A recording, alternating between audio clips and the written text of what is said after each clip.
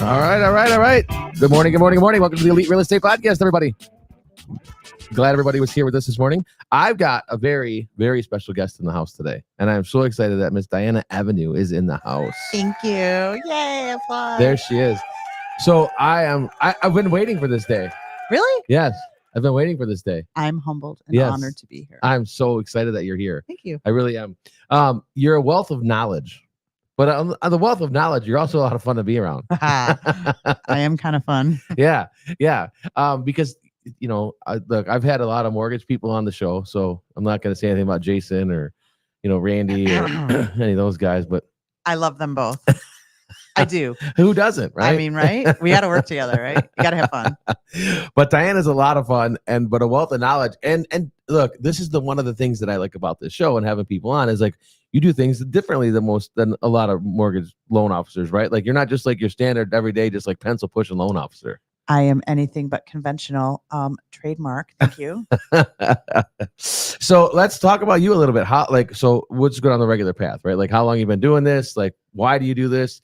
And this, because it's the other thing I find in our business, whether it's real estate or mortgage, is nobody was like in high school going, I can't wait to be a loan officer. Oh yeah. That would not have been cool if I knew then what I know now. No. Right. So, I mean, I came up in client service, right? I came up actually in food service and I started working at 14. So I've always liked helping people. And even in that industry, I was putting people together. I was having fun. I was earning money. I was trying to figure out how to do things better.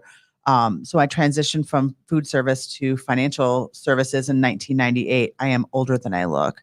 You're 27. I know. 28, somewhere in there. So when I transitioned into financial services, it just gave me an opportunity to really kind of figure out how to help people. Okay. And I really liked that, almost like putting the puzzle together, right? People will come in and sit in front of you and you just have conversations with them. You're having coffee with them or you're chatting about their day and they're leaving these little nuggets on the table. And you're like, oh my gosh, I have the products and services to help this issue that they just described. So in 2013, I was disillusioned with the retail banking industry as a whole. And I happened to mention that to my good friend, Don Calcaterra, who at the time, he and his brother had Town Mortgage in Troy. And he's like, hey, so I want to start some retail branches and I'd like you to maybe open one in Grosse Pointe for me. And I'm like, why? Like, I don't know anything about mortgages. Like, I don't know how to write a mortgage. He says, but I want you to build the branch in Grosse Pointe because you know everybody. You are a networker. I want you to build my brand in my hometown. I'm like, oh my God. Talk about humbled and honored, right?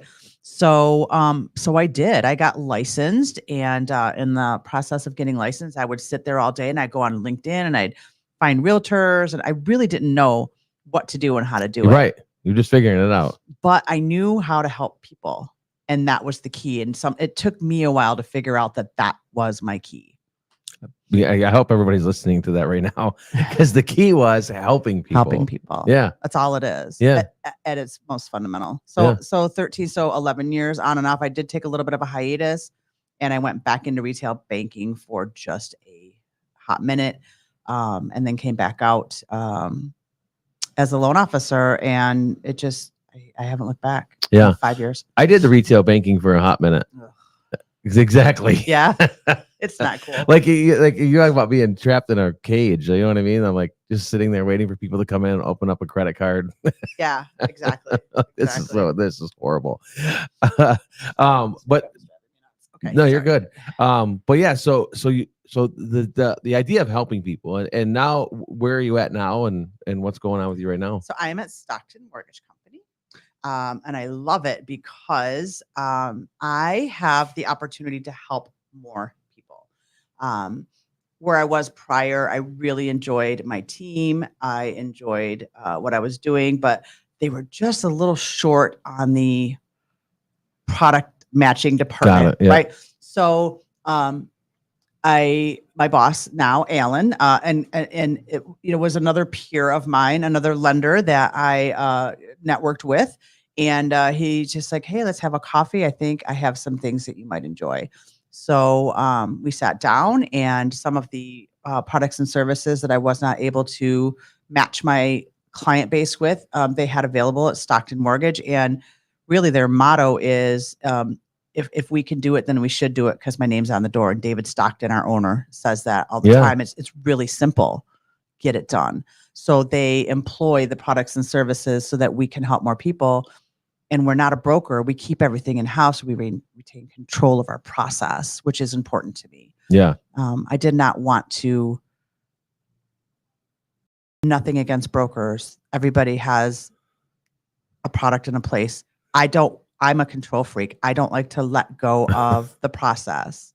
And I like having that flow. Yeah.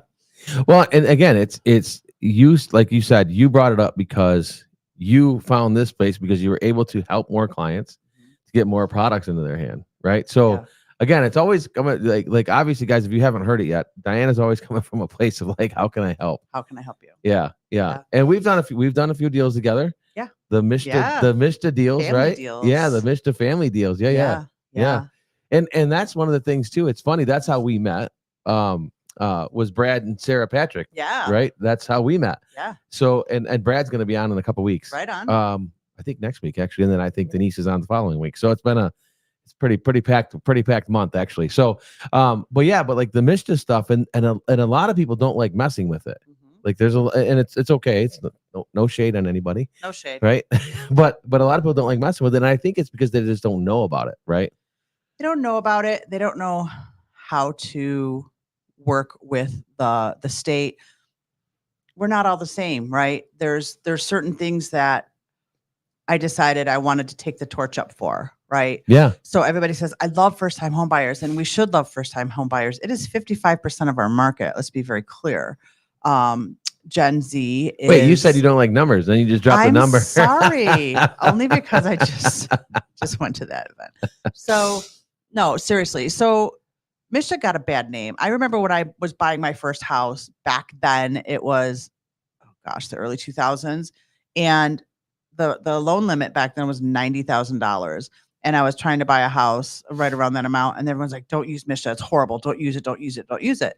So for a long time, like I had that connotation in my head.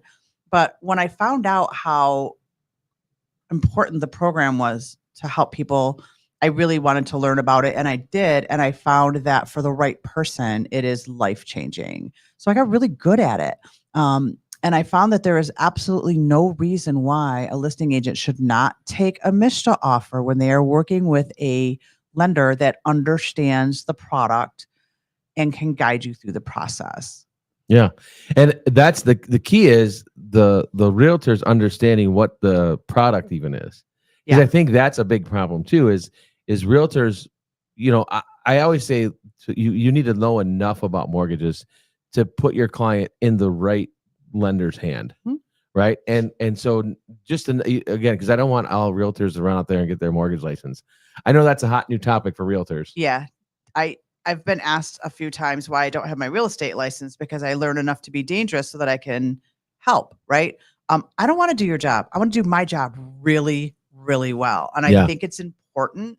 I mean, for people that hold dual licenses, more power to you.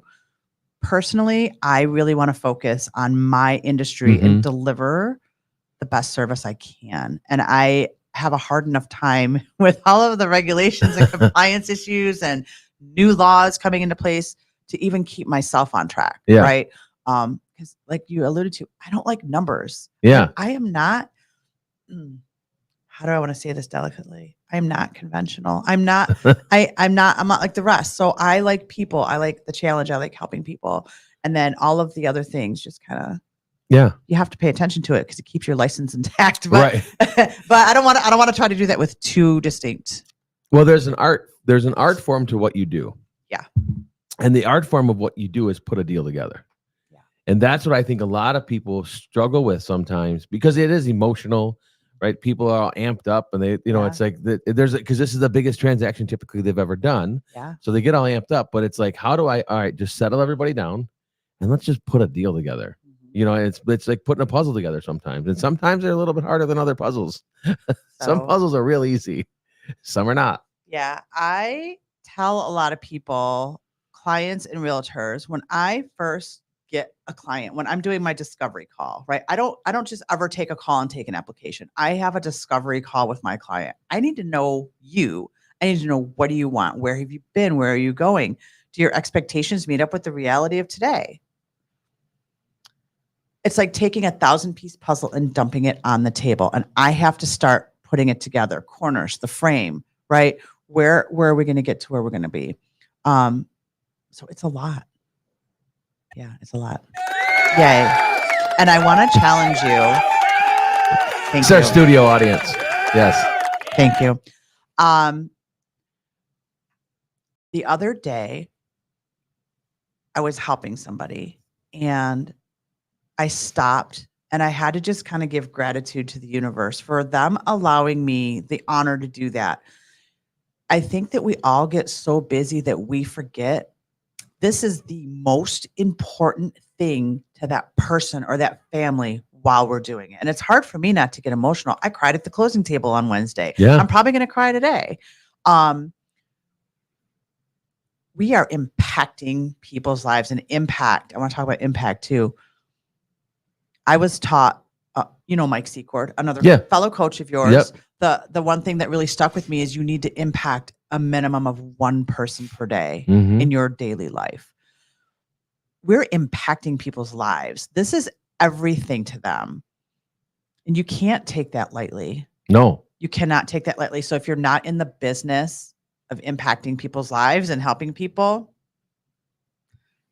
try it, because it's more rewarding. Yeah. It really is rewarding. It is. And it's then step into a leadership role and run a team and then impact the team. Like, you know what I mean? So it's like, and I think that's where a lot of people miss out on. And I've found this throughout my journey, is that the more people I help, the more I get back, right? The more you give, the more you receive. Yeah. It's and we've always heard it, right? Everybody said it, like, the more you give, the more you receive. Yeah. It's true though. Yeah. Your vibe attracts your tribe, right? Yes. So, and I'm sure we're going to talk about that.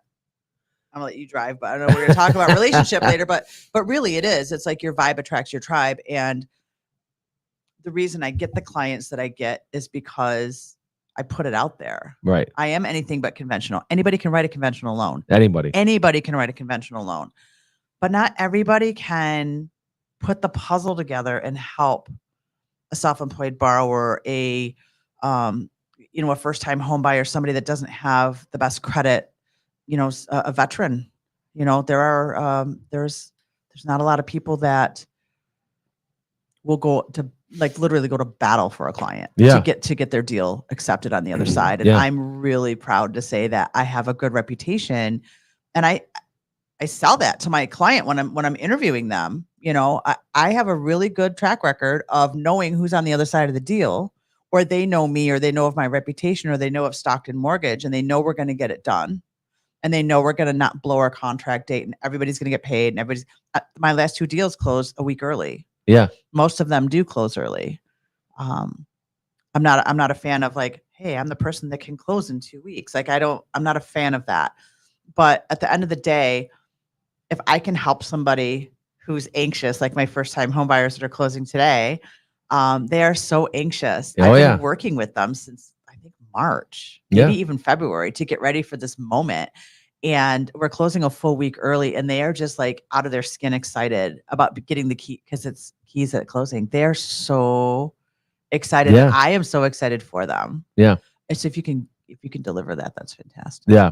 Because and I've been in transactions at the closing table where things don't go very smoothly. Sometimes that happens. It happens to me. Yeah. And sometimes it's because we just fumble the football a little bit. Like there is because you have to over communicate with your clients, right? Like I've had clients, like buyers, like on the list side, the buyers showed up to closing, didn't have a check, didn't have anything. I'm like, well, we can't do this today.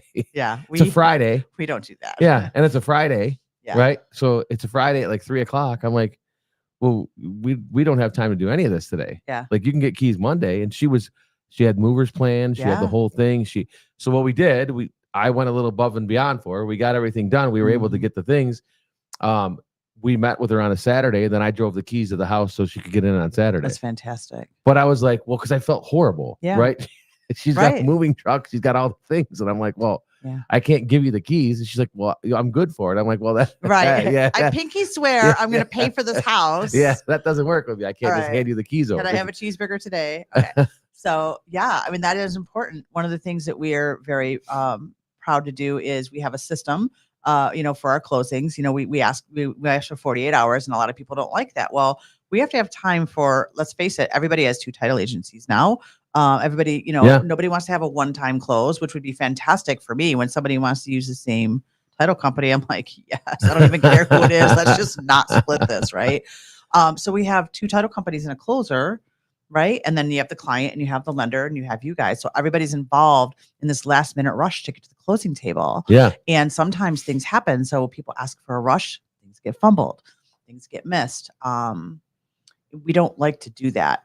One of the things that we are militant about per se is to make sure that closing disclosure and the wiring instructions are only sent from us. And we tell our clients, I don't care who else sends it to you. This one that I'm going to email you, or Belinda, my processor, who's fantastic, is going to email you. I will let you know when it's coming out. I will call you to go over it. And that is the only one I need you to use, right? So they're going to be at closing at the right place. We have the address listed. We have the time listed. We have the final numbers listed. Are you wiring it? This is the wiring instruction directly from your title company. I need you to wire it. I need you to call them. I need you to let me know once it's been received, so that doesn't happen at the closing table, because that is huge. Yeah. But I've gone to the closing table and I've seen, some things, and thank goodness I don't ever schedule a Monday morning at 9 or a Friday at 4 closing for that reason, because things happen. And I have a team that if I need something fixed, I can call them and it gets done. Yeah. And that's key.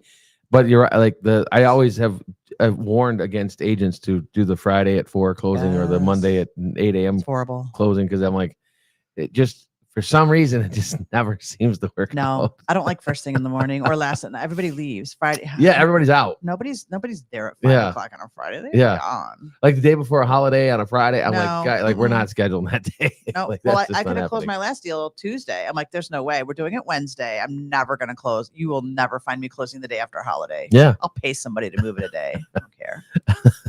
I like smooth. I love it, and they do. So we've had a few transactions together. So it is a smooth transaction, but you have like your system, right? And talk about that a little bit, because we talked a little bit before we got started today about your system, like your morning even. Like what's your morning routine like? So I get up at 5:15. I was never a morning person. You got to remember, I spent almost 20 years in food service, including management. Yeah, I was not going to bed morning. till 5 in the morning a lot of times. So it took me a long time to get there. But I have found that spending my morning with myself in meditation, in gratitude, in moving my body, hydrating my body, just getting my mind right really helps me during my day. So I've really, in the past, let's say since last December, I've started a new routine, and it's really helped my business. It just does.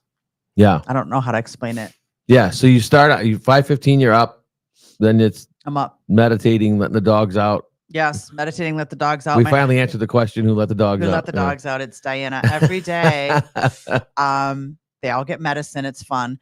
So let the dogs out, calm down. My husband joins me at about 6:30 and we do some exercising together.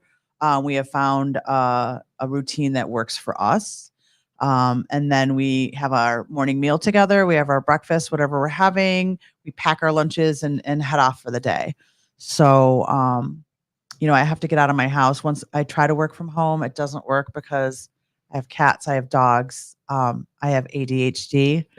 So I work from Welcome home, to the industry. I know. I work from home, I'm doing laundry. So just know that if I'm talking to you and I'm working from home on my headset, I am doing something else. And I don't like to do that. I like to focus on my clients. So I force myself to drive the 45 minutes to Bloomfield Hills, get in my office, set up. It gives me a more professional, I believe, demeanor. Absolutely. And I'm able to focus more on my time blocking and my clients. Yeah. Yeah. And but you and I've had conversations from Mexico. Yes, So- I do work while I'm on vacation. And let's talk about that for a minute. I like my clients to experience a seamless, efficient transaction. Mhm. So I know when I'm going on vacation. We take 2-week vacations every year, and I work the hardest, I believe, just to get ready for that. Right? Because I don't want to miss anything. I don't want any balls dropped while I'm gone. So I work really hard in December and early January to make sure that everything is smooth. And January always ends up being my highest dollar sales month ever, every single year. My old boss used to tell me, stay in Mexico, you're kicking butt, right? So yeah, we do have calls. It's only an hour difference where I go. I talk to clients from the pool. Hey, I'm having a margarita. Yeah. And we're getting ready to go to Greece for our anniversary. Oh, gosh, I don't even know, 12 days from now. And I'm going to be doing Zoom calls with my clients and agents and my team, my boss and my processor, Alan and Belinda, so that they know who to contact, because I don't have the same, I won't have the same availability to Right. call and receive emails and things while I'm out of the country this time. I can't take my computer. So, yeah, I want them to be comfortable. Yeah. And it's funny you brought that up, because so you said you work really hard in that December, whatever, and then you have the biggest month in January, right? Yeah. It's funny because when you do like what you focus on is you find, right? Like, so when you focus and you get really like dialed into that, how your business escalates because you're focused in and hammering it out. And the funny thing is, because I see the look you're giving me, I should be doing that every month. Yep. Yes, I should. We all should, right? Like we all fall victim to Yeah, that. we do. Yeah. We do. But because we have ADHD and we look over there. Yeah, squirrel. Yeah. Squirrel. Yeah. And we have so many of them, right? Like that's the other issue in our business, in our industry, whether it's mortgage or real estate, either one. I lump some of those together. That's one industry to me. It really is. You know what I mean? Like that's one industry to me. It is what it is. Whether you want to fight against it or not, it is what it is. But I also will say this because it is, but we also have so many distractions of things of new products, new ideas. There's the 2-1 buy down. There's is it FHA? Is it VA? Is it? Are we talking strategy yet? Because I got to do that. Hold on 1 second. Uh-oh. This humidity is kicking my butt. Where's Scott? Where's our tissue boy when we need one? But yeah, like there's so many things that change all the time, right? 2-1 buy down, 3-2-1 buy down, 5-4-6 buy down, like whatever it is. 5, 6, 7, 8. Who do we appreciate? Yeah, exactly. Diana. Nuts. But yeah, so it is, and there's so many shiny objects. But when we do focus, and when we can find those days to focus, because I know we talked about the Miracle Morning too. Yeah. And are you following that pretty regular? Like I'm reading the book. Yes. So I've been reading the book for like 6 months. You're funny. I read the book. So it's funny because a memory came up on my Facebook that 5 years ago somebody said, check out the Miracle Morning. It changed my life. And I wasn't in the right headspace to receive that. Last year, I was in a really bad headspace and I knew I had to fix some stuff. And that came across again. So I picked it up and I read it. And it was so impactful. And I started right away. And right away, I started feeling better. And it's like, it's not rocket science. I knew that I needed to do it. I know that when I do things for myself, it makes me feel better. Yeah. So I did the first 30-day challenge, and then I did it again. And sometimes, they say never miss twice, right? I think that's James Clear. That's Atomic Habits, right? Never miss a day, never miss twice. So I try really hard not to miss twice. I am not as militant about doing the actual following 1 whole hour, 10 minutes for each saver every morning. But I do, at the very least, I get up at 5:15. I do my routine. Usually by 5:30, I'm sitting down, and at the very least, I do my meditation and I do my exercise. I really enjoy reading. I stopped reading for a long time. I like to read. I used to be a library nerd. I was a Catholic schoolgirl. Can you believe that? The library nun used to call me out of class to shelve books because she knew I liked it, and I'd finish all my class stuff. And then so I've been a nerd the whole time, but a disguised nerd that spends time in Mexico at rock and roll concerts. I I mean, tattoos, rock and roll concerts, and yeah, all the fun stuff. But yeah, high school. So I rediscovered reading, and I started out with Atomic Habits. I did I'm reading just finishing the 5-second rule, the 4 agreements, like all the good stuff, right? And now, are let's go you back. are you a Impact. reader I'm a reader. or are you a listener? No. Okay. I need the book. I Yeah. have to smell it. I have to feel it. I don't like a Kindle. I don't want to hear it. I have to that's how I digest stuff. I have to physically do it. Yeah. So that's my learning. So I do try to get my 10 minutes in a book every morning. The gratitude journal, I think, is probably what started to save my life. You know what I mean? Yeah, When I started, kind of just feeling some kind of way. I mean, let's face it, last year sucked. it sucked for a lot of people. It sucked for a lot of us. And I don't even want to tell you guys that I thought about what I had to do to survive. And if I couldn't do this again, like, do I go back into retail banking? No. Do I go back into food service? No. Like, what else am I going to do? Yeah. Like, you got to make this work. You got to figure it out. Like, there are people out there that you can help. You've got to find the right people to connect with. And how do you do that? So I was disconnected because I was disillusioned. Sure. So, but the Miracle Morning, coming back to that, really, every single day I have to do at least some of the things. So yes. I love it. Yeah. I love it. And it is. It's finding out what you're comfortable with, what you're good with, and how you want to dive into that. Mhm. Right. Look, all those things work. Right. Mhm. And again, it's kind of when somebody asks me, like, what CRM is the best one? I'm like, Right. whichever one you're going to use. Whatever one you're going to use. Yeah, it doesn't really matter. So it's kind of the same thing with books. Like, which is the best book? I'm like, whichever book you're going to which is going to resonate with you. Right. Yeah. Like for me, it was Rich Dad, Poor Dad. Rich Dad, Poor Dad to me changed my life. Yeah. Right. That absolutely changed my life. It made me start to think, because growing up, a great family life. My parents just celebrated their 60th wedding anniversary. That's awesome. We just didn't have any money. Yeah. You know what I mean? Like, right. We just didn't have any money. So nothing. It was just like, work hard, work 40 hours a week, work in a factory. Like, it was that same thing. But reading Rich Dad, Poor Dad, I'm like, what? Yeah. You can do this thing. Yeah. And so, getting into this business, into this side of everything, like nothing's guaranteed. Yeah. And last year was rough for a lot of people. Last year was rough. And it's like, and there's a lot of people that either got out of the business, changed industries, or did something. And, but really it's, to your point, like if you just got back to work, right? Just because basics. Let's be honest. We went through a long time of like, this was pretty easy.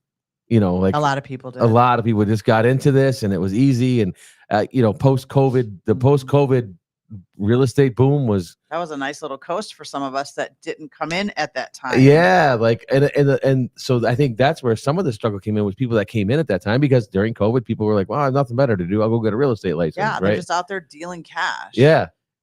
And so work with impact instead. It's more rewarding. It is.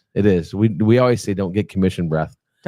I don't even talk. You know what? I don't even know what my commission is until they send me the thing and I approve it. Yeah. I'm not even lying. Like, I could care less. I don't care less if you put more down, less down, whatever. But I'm going to strategize with you to figure out what's best for you. Yeah. 100% of the time.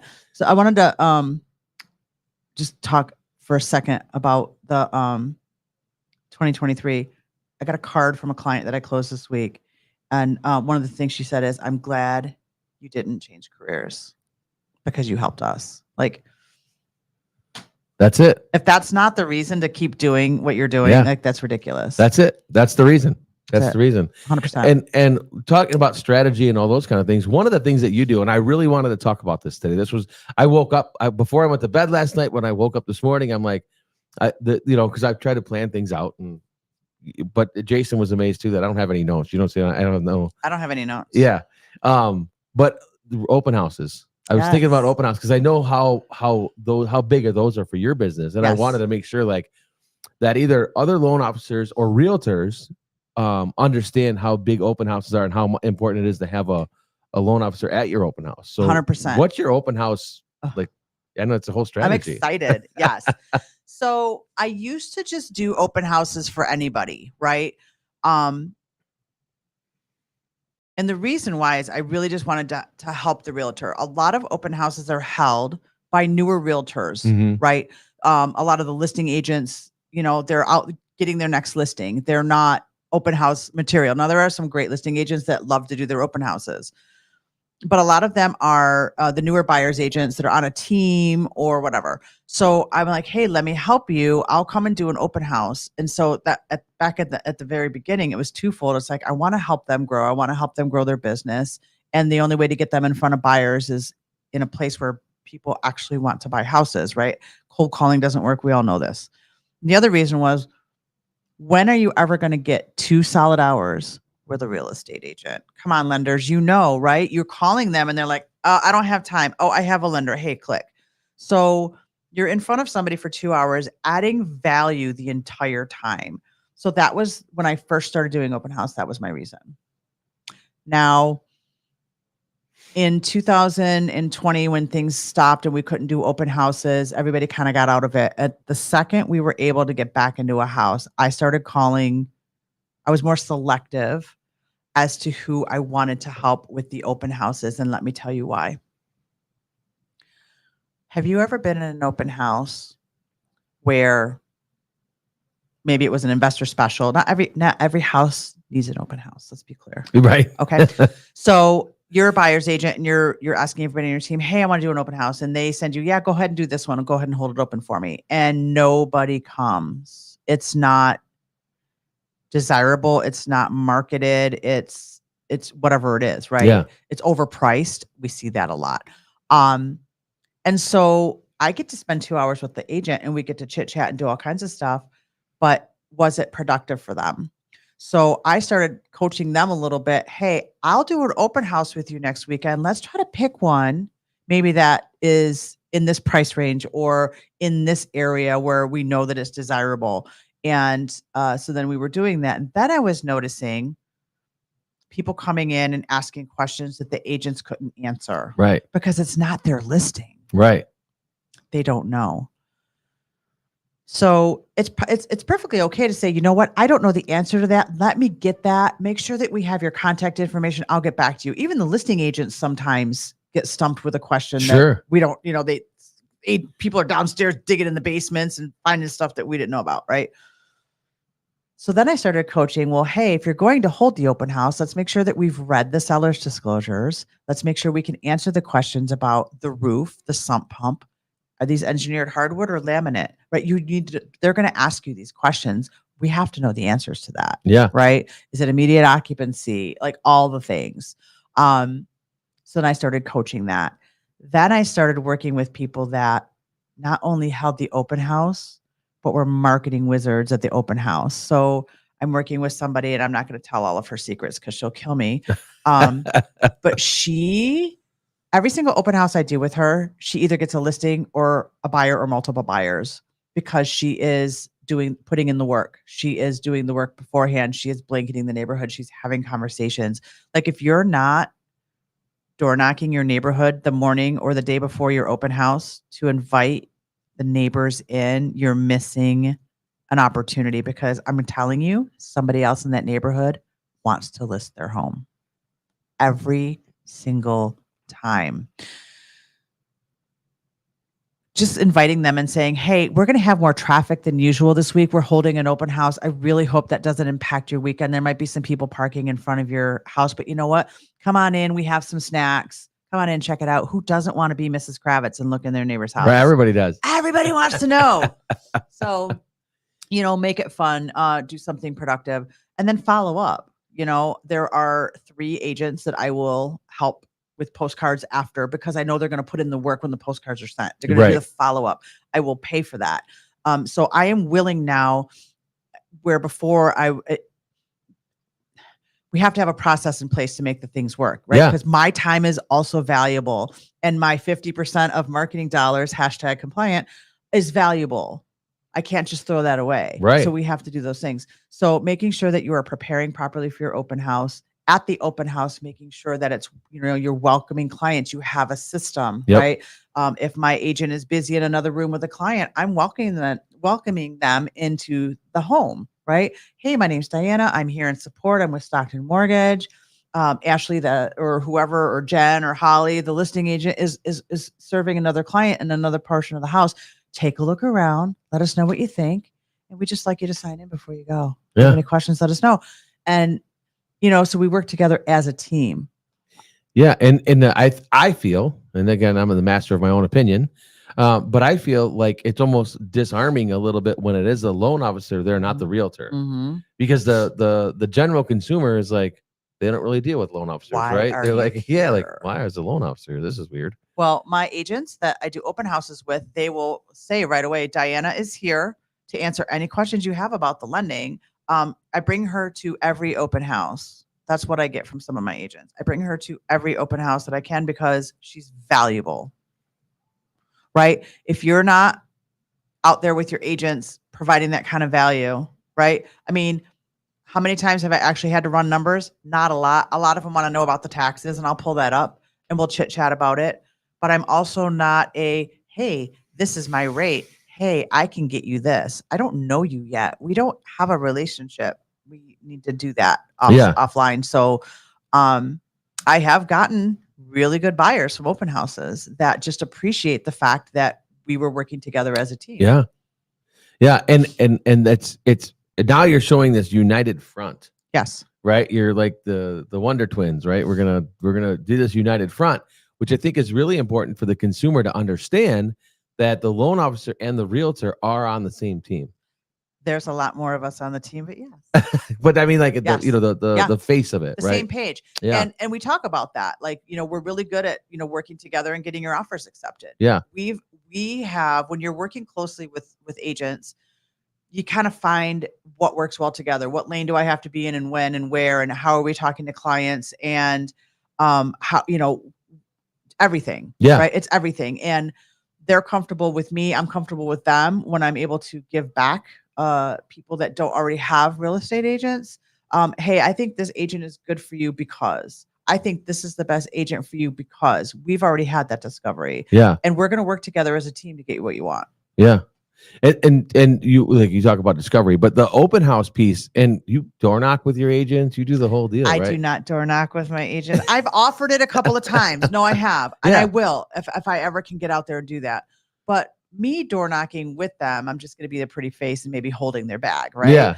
The agents that do that are really good at doing that, and they have that gift. What I will do is I will be turning on the lights and setting up the beverages and making sure that everything is good, so that making sure that the open house is presentable, making sure this, while they're doing their signs and door knocking. So making sure that when a client actually enters the home, we are ready for those clients. Yeah. We are ready to talk to them. Yep. I love that. Yeah. And again, the open house piece is so big to now. Let me ask you this: so you've gotten some really good buyers from open houses. Yes. But how has that impacted the relationships you have with realtors? It's huge. It's huge. So how would you feel if somebody was supporting you all the time? Yeah. Right. Like when people are back, they're like holding you up and doing things. So I do Friday night open houses with one of my agents right now, and they have been wildly popular, but it has to be the right property. Right. So here's how it impacts them. Let me tell you. So we've done some really good Friday night open houses. We do champagne and mimosas, and we have food, and it's fun. And I mentioned it. I had another agent that called me and asked, she goes, "Hey, I got this listing. Would you do an open house?" I'm like, "Yes." Can we talk about when do you want to do it? Because it was the quintessential Troy Colonial. Okay. You know what I'm talking about. Yeah. Agents, you know what I mean. It was perfect. I said, and a perfect price point. I said, "Hear me out. Have you ever done a Friday evening open house?" "No, I haven't." "Well, I've been doing them with one of my agents, and let me tell you why they've been successful. And we've also been doing Saturday, like we've got some times dialed in that just work, right? They just work. We did a Friday night open house together in this Troy Colonial, and we had 17 people. She could, in the middle of it, she looked right at me. She's like, "Oh my God, I can't believe it." She was freaked out. She had no idea. So how does that impact my agents? Now I have shared that success with somebody else, and they got a really good buyer out of it. Yeah. I mean, chances are you're going to get a really good buyer if you list your home properly anyway.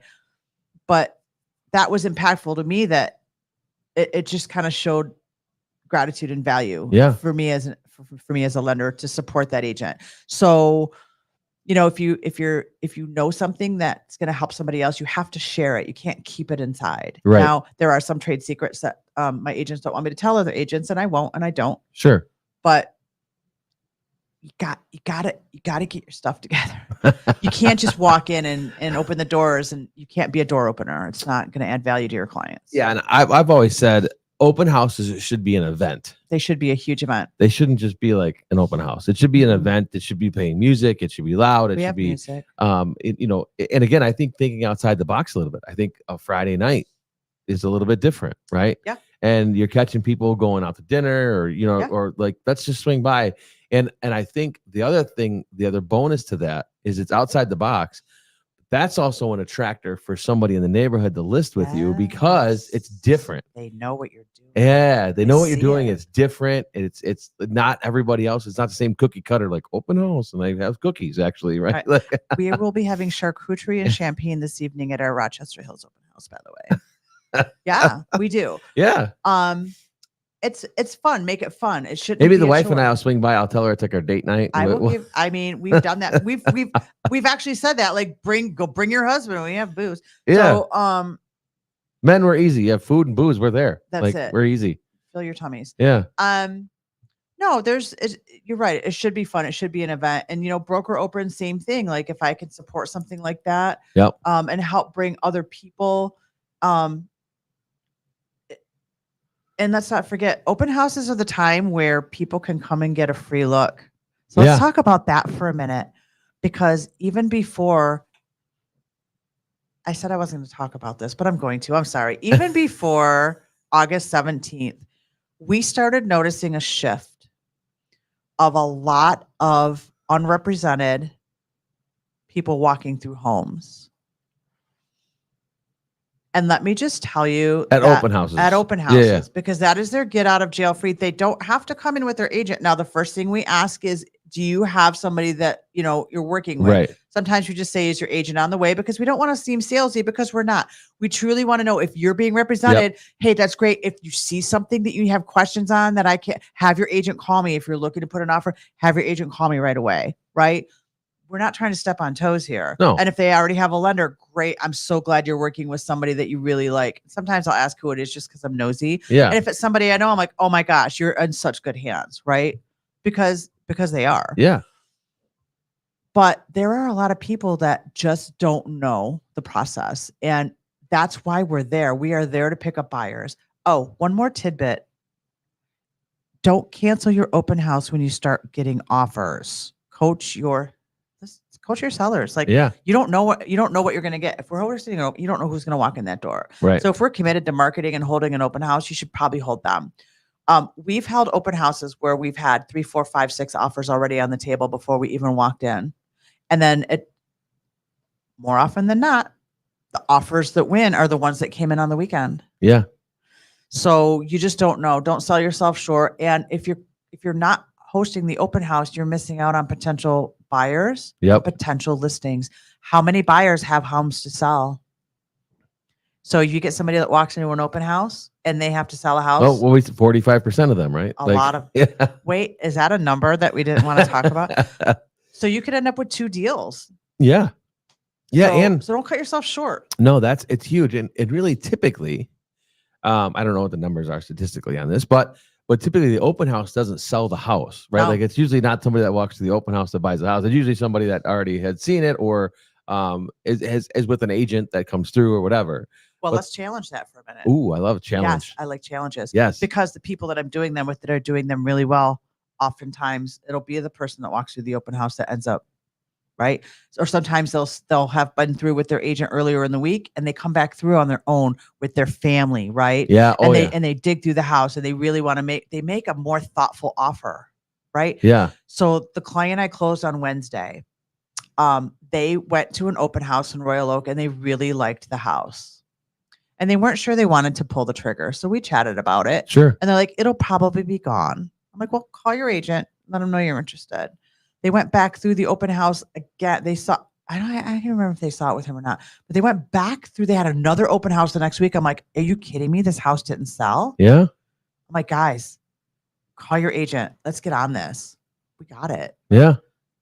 We got the house. Yeah. And there was like they were able to like look at it and look at it again. And they really, this feels like home to us. When we walked in and we saw certain things about the home. This was our home. I'm like, well, then let's get it for you. And it was really meant to be because it was still there. It was still there. Yeah. It was still there. And there's no reason why it wouldn't have sold. It appraised. I mean, we did a $5,000 appraisal. Yeah. Whatever. We did the thing, right? They wanted a little bit of a guarantee. We offered $5,000 over and it appraised. Yeah. Perfect. Yeah. I mean, it's crazy. And it's the open house thing is so good and so big. And it's, again, it's collecting powers of the real estate side and the mortgage side and all those things.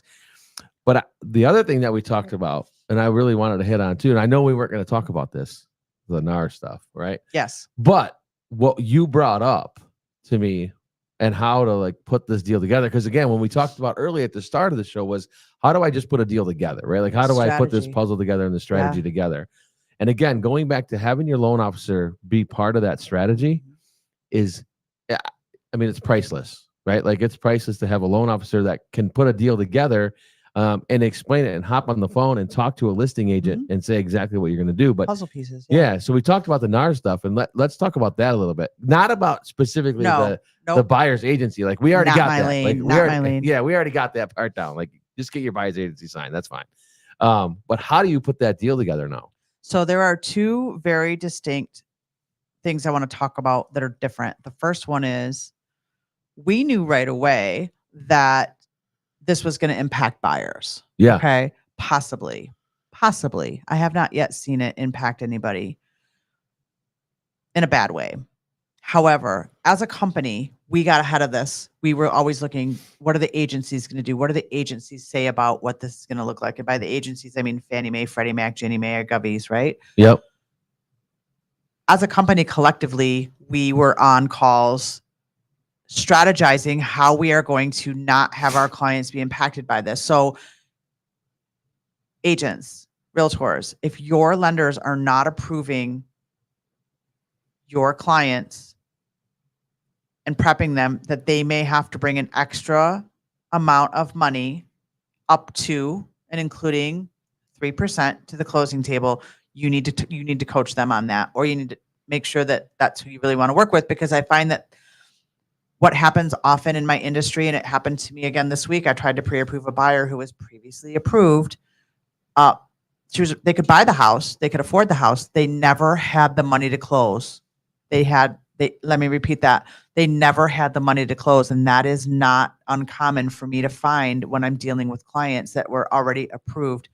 They never had the money to close. And now that could be even more important.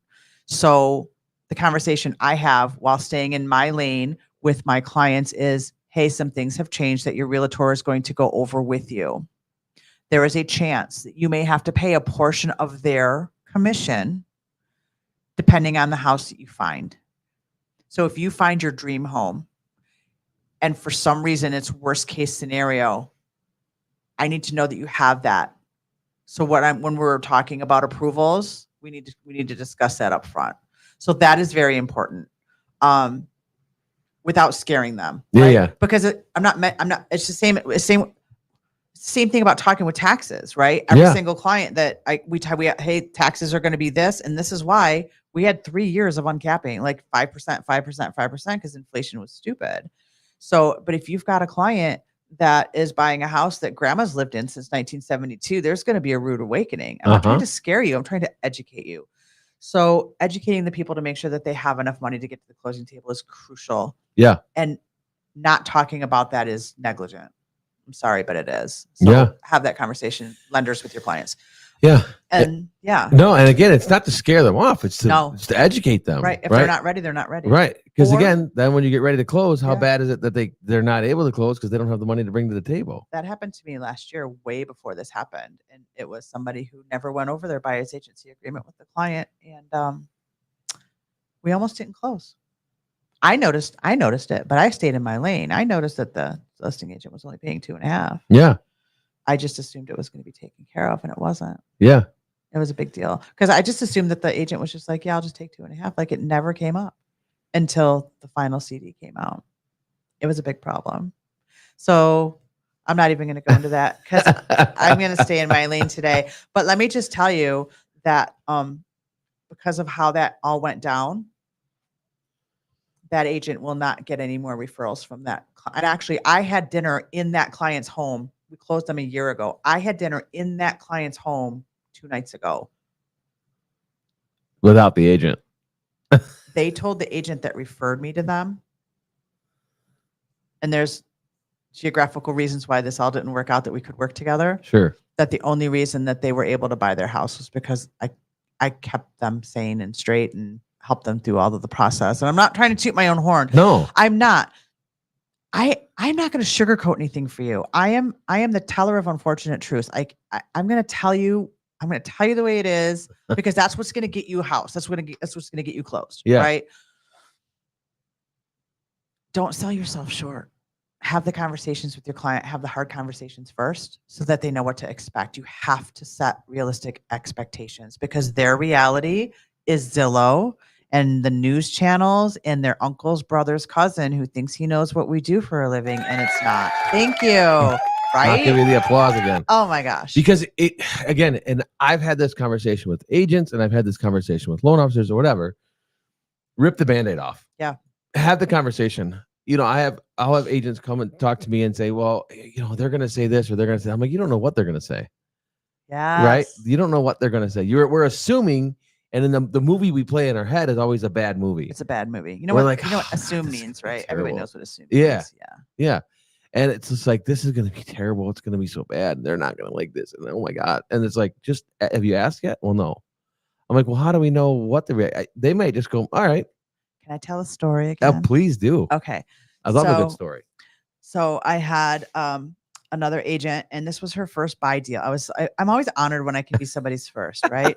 So it was her first buy side deal, and I was helping her friends, so that that always puts a little bit more weight on. Sure. You've referred family to me. Yeah. So I'm doing a deal for somebody else's family right now, and so when people refer me their family and friends, I care for everybody, but it's an extra level. There's a little more there, right? Yeah. It means like the honor to help them. It just means everything. So helping their friends and get a home, first-time home buyers, and they were getting ready to get married. So there's a lot of pressure and a lot of stress, and they wanted there's a very finite area that they wanted to buy in. So this house came up, and I don't know if we're going to get it. I'm like, listen, did you call the listing agent and ask what the seller wants? Because that's an important question to ask. And Yeah. I hate to even say this, but not everybody does it. Can you believe that? So I said, listen, do me a favor. Just call over there. Ask what is the most important thing for the seller. Because we didn't have like a lot of mad money to spend on this house. And she called and she found out that because it was coming soon. It was coming soon. We were trying to get in. Okay. Right on time. Yeah. Right.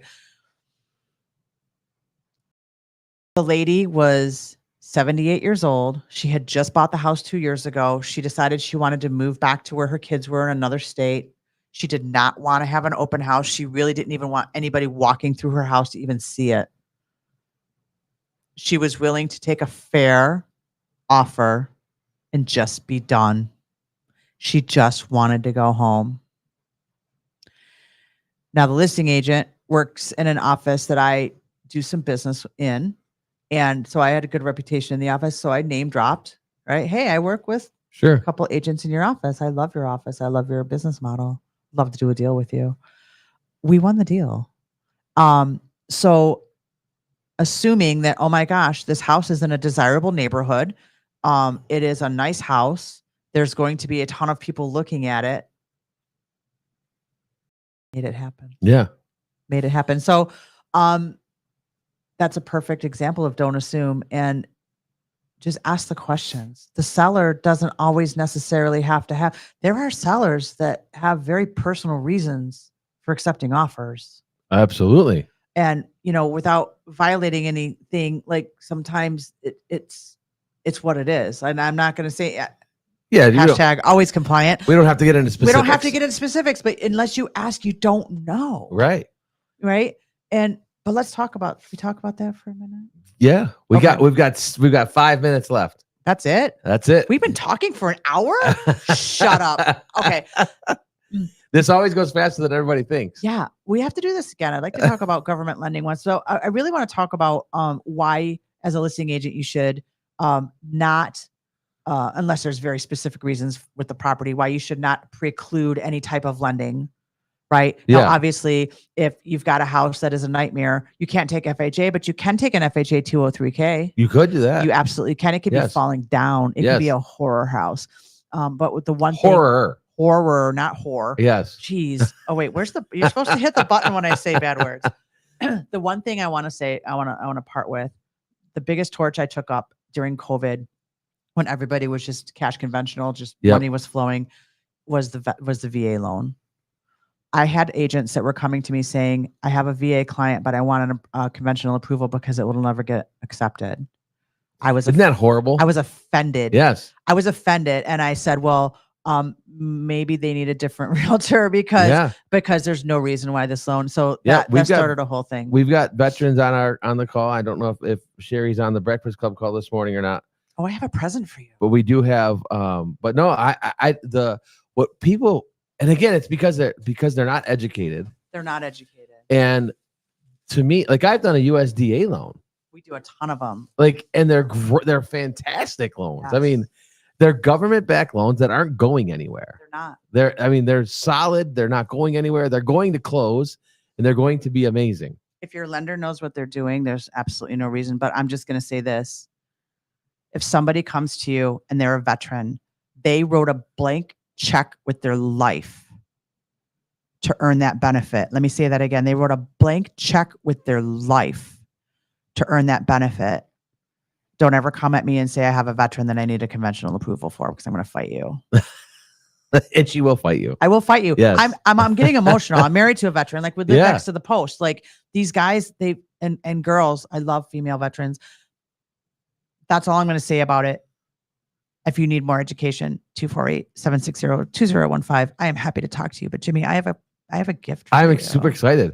I have this fantastic I love it. Stockton Mortgage mug. It's got a cork bottom. It's got a cork bottom. You don't have to have look how fantastic. Look at that. It's fantastic for Jimmy. Fantastic. It is. Oh my gosh. Thank you very much. It is. This is 2 weeks in a row I've gotten gifts. It is not conventional like me. It is not conventional. No, it's a cork bottom. Thank you very much. I appreciate it. I appreciate you having me on I cannot believe it's 8:30 already. I know, right? See, everybody assumes, and I tell them it's an hour show. You know, if you guys watch Joe Rogan's at all, Joe Rogan's is 4 hours. Yeah. Like, it's a lot. But you can see how it can be. It can be easy. Yeah, it can be easy. But no, I appreciate you coming on and dropping some knowledge, because this is, look, if you're not, and I've preached this from the mountaintops about partnerships with loan officers and how it should all work together. And but we have this fine line of, like, where the loan officers and the realtors are like, it's your fault it didn't close. And you're like, oh, it's your fault it didn't close. Our fault. It's our fault. Yeah. If something goes wrong, it's our fault. Communication. It always is. Yeah. We still have 2 minutes. So can I shamelessly plug the fact that I teach CE classes? I want that, because this is this is a big piece. Yeah. Educating my agents is part of my value proposition. And I decided to start a CE school, which I'm trying to get you to write a class for, Jimmy. Fantastic. Jimmy has come and presented to agents for me before with the 90-day. So communication, right? Don't ever forget too that your clients are also your team. They are your other agents. They are your lenders, your insurance people, your title people. And make sure that you just have that open communication. Please don't ever be the person that doesn't answer a call. Yeah. Don't be that person. Because what's the newest one you're working on right now? What's the one you're writing right now? I'm writing the open house one, but I just wrote and I have ready to teach. You passed the test. Now what's the rest? And it is a 3-hour Con Ed talking about relationships, marketing, and communication. And it's going to go by really fast. I am super excited. Thank you for that. And guys, listen, Diana Evennou, Stockton Mortgage, Find her on socials. Where else can they find you? LinkedIn. I'm on the Insta and Facebook. Yes. DianaEvennou.com is it's so easy, is my actual website. I love it. I love it. Well, thank you for coming out and hanging out with us. Thank you, Ken. And listen, we'll see you all next week for the Elite Real Estate Podcast next week. Bye.